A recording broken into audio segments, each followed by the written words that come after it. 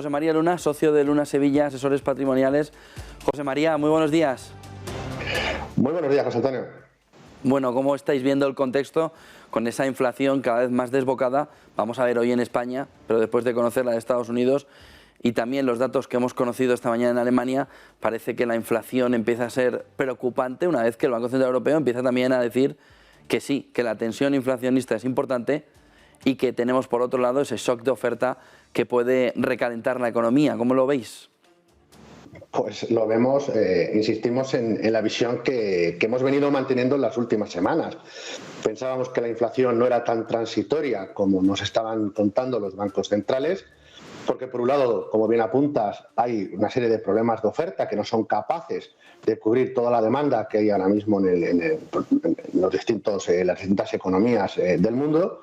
Y por otro lado, bueno, pues tenemos sin duda alguna algunas otra serie de variantes o factores que están haciendo que la inflación, bueno, pues mantenga unos niveles elevados. La elevada liquidez que hay ahora mismo en el sistema, sin duda alguna, se impulsa a que, por ejemplo, bueno, pues haya esos niveles tan elevados.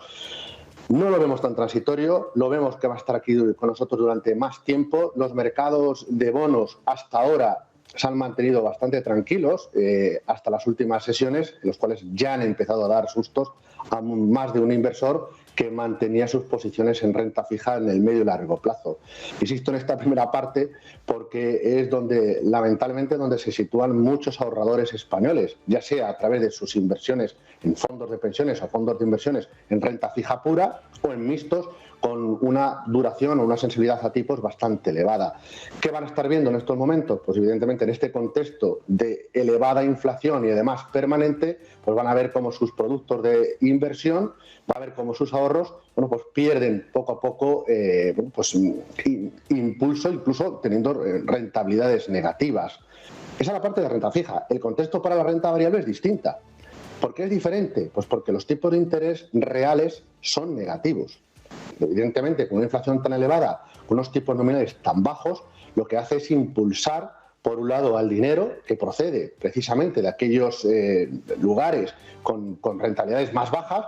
Precisamente lo que hace es buscar retornos más elevados, sea rentabilidad por dividendos, sean aquellas compañías capaces de imputar esos mayores costes a sus consumidores. Y evidentemente, bueno, pues el dinero fluye hacia la renta variable y en ese sentido con una muy buena campaña de resultados, con un nivel de recompra de activos y muy importante, con un movimientos corporativos yo creo que también notable, hay una serie de factores que hacen que si la renta variable tenga un muy buen comportamiento o mantenga un comportamiento positivo, a pesar de que las alturas alcanzadas por los índices pudiera ser algo mareante, pero en cambio, en el caso de la renta fija es donde debemos una semana más de poner el acento de cautela y de precaución. El contexto es de crecimiento económico, es cierto que se modera algo, pero es de crecimiento económico. En segundo lugar, estamos en un contexto de inflación alta. Y en tercer lugar, vamos a ir a un contexto o vamos a ir a una situación de cierta normalización en los mercados de deuda. Esto no es malo para la renta variable, sí es malo para la renta fija. Veíamos esta mañana a primera hora un gráfico de Markovich de Schroders que se movió mucho desde que se conoció el dato de inflación, en el que se veía que en un proceso o en una situación estanflacionaria la rentabilidad del oro era alrededor del 22% y que por esa razón podía haber habido un movimiento muy brusco desde que se conoció el dato de inflación unido al estancamiento económico este pasado miércoles. ¿Qué oportunidades, qué opciones se puede canalizar el oro a través de diversos vehículos para poder estar en él?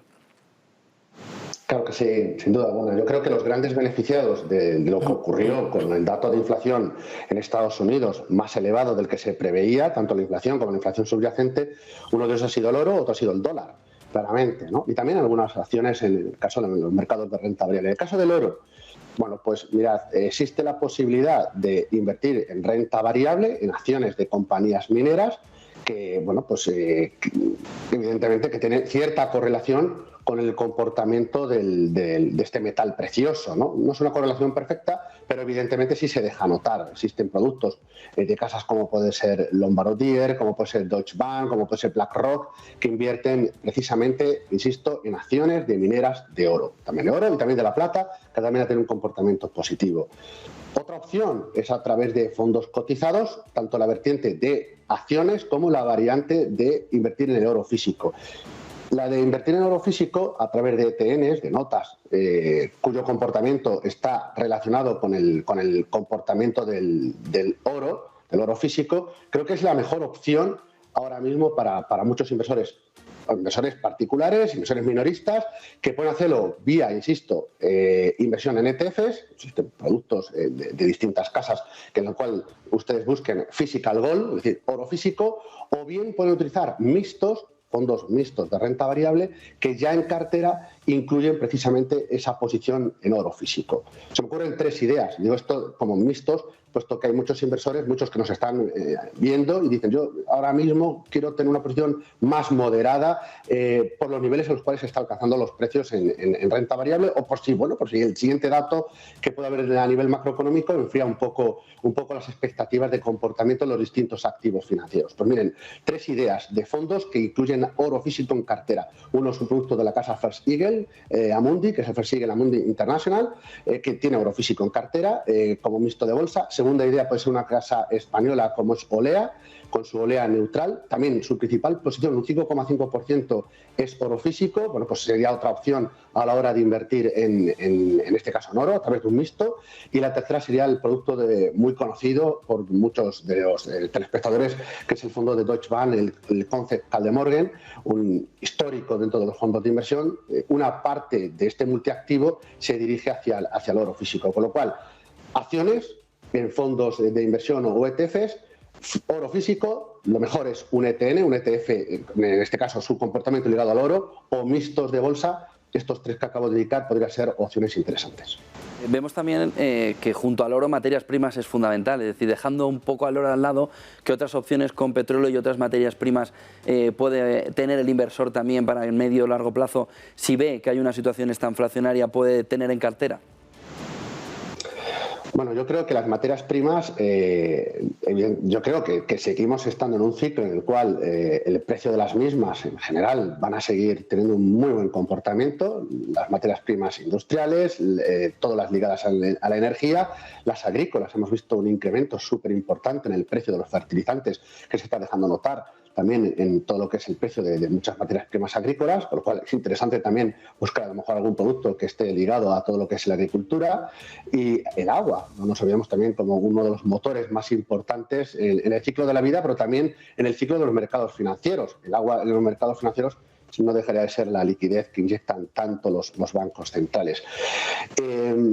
Existen distintas opciones. A nosotros el producto que más nos gusta es un producto de la casa de Franklin Templeton, el Natural Resource, puesto que reúne un poco todo lo que acabo de comentar. Tiene energía, tiene petróleo, tiene gas, tiene también metales industriales, tiene materias primas que se benefician claramente del impulso en el plan de Biden de infraestructuras. Importante esto, es $1 billón que evidentemente van a llegar como impulso, como catalizador para crecimiento también de la economía norteamericana, y por supuesto va a afectar de forma positiva a muchas empresas ligadas precisamente a estas materias primas, sobre todo lo que tiene que relacionado con las materias primas industriales, con lo cual tener algo directamente en un fondo que invierta materias primas no me parece una mala opción. Evidentemente lo que acabo de comentar es fondo que invierte en acciones de empresas ligadas con materias primas. Si alguien quiere invertir directamente en materias primas, tendría de nuevo que echar mano de algún fondo cotizado, algún ETF. Recuerdo que hay un producto, por ejemplo, de la casa Deutsche Bank, que invierte precisamente en un índice de commodities. Es un ETN, es un fondo cuyo comportamiento está ligado a un índice de materias primas muy global, en el cual no solo está el precio de la energía, sino también están otras materias primas. Es decir, el ahorrador, en definitiva, cuenta con muchos instrumentos para precisamente beneficiarse del actual escenario, en el cual, repito, es un escenario de crecimiento económico. Es cierto que se modera, pero yo creo que después de los datos que hemos conocido de creación de puestos de trabajo en Estados Unidos, estamos cada vez más lejos de ese escenario de estagflación, de estancamiento en el crecimiento económico con una inflación alta.